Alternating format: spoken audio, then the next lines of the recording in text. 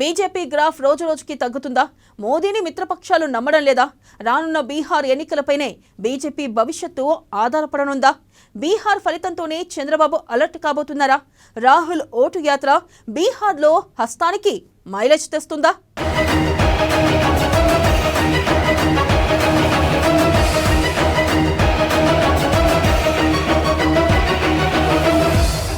దేశంలో తగ్గుతున్న BJP graph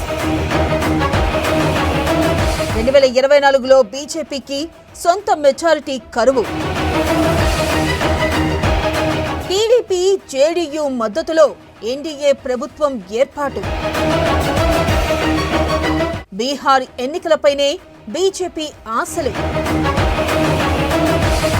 NDA ప్రభుత్వం కూలితే మోదీ దూరం కానున్న నితీష్.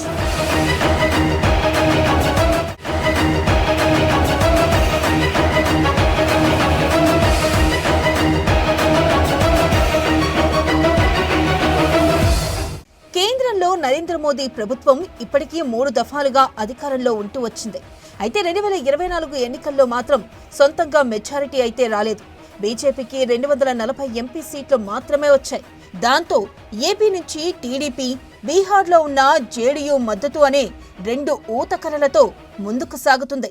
ఇక బీజేపీ నాయకత్వంలోని ఎన్డీఏ ప్రభుత్వం భవిష్యత్తు బీహార్ ఎన్నికల ఫలితాల మీద ఉందా అన్న చర్చ సాగుతుంది.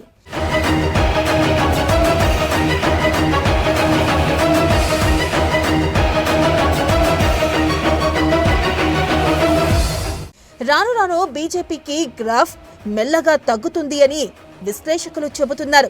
బీజేపీ ఆపరేషన్ సింధూర్ విషయంలో వ్యవహరించిన తీరు, ట్రంప్ పదే పదే భారత్ని తానే యుద్ధం ఆపించాను అని చెప్పారు. దానికి దీటుగా బదులు ఇవ్వలేకపోవడంతో కేంద్ర ప్రభుత్వం మీద జనంలో అయితే సందేహాలు అలాగే ఉన్నాయి. ఈ మధ్యలో ఓట్ల చోరీ అని కాంగ్రెస్ నాయకుడు రాహుల్ గాంధీ అతిపెద్ద ప్రచారం స్టార్ట్ చేశారు. ఆయన జనంలోకి వెళ్లి ఈసీ మీద, బీజేపీ మీద బలమైన ఆరోపణలు చేస్తున్నారు. అవి బాగానే చర్చకు వస్తున్నాయి. ఇక బీహార్లో చూస్తే రాహుల్ ఓట్ అధికార్ యాత్ర పేరుతో చేస్తున్న పర్యటనలకు మంచి స్పందన లభిస్తుంది అని అంటున్నారు.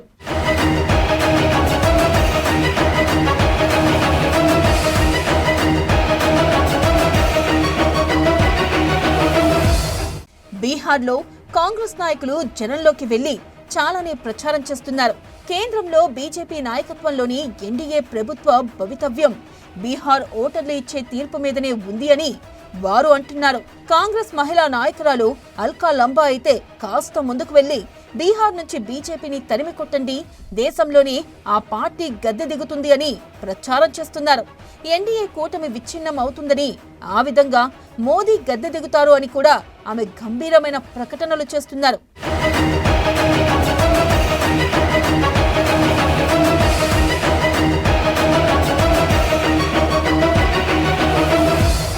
బీహార్లో బీజేపీ నాయకత్వంలోని ఎన్డీఏ ప్రభుత్వం కూలితే జేడీయూ నేత నితీష్ కుమార్ కూడా ఎన్డీఏ నుంచి బయటకు వస్తారని ఆమె జోస్యం చెబుతున్నారు. అంతేకాదు ఏపీ నుంచి చంద్రబాబు నాయకత్వంలోని తెలుగుదేశం పార్టీ కూడా ఎన్డీఏ కూటమి నుంచి బయటకు వస్తుందని ఆమె గట్టిగానే చెబుతున్నారు. ఈ 2 పార్టీల మద్దతు పోతే కనుక ఎన్డీఏ సర్కార్ కేంద్రంలో కూలుతుందని, ఆ విధంగా ప్రజలకు బీజేపీ ఇబ్బందులు తొలగిపోతాయని అంటున్నారు.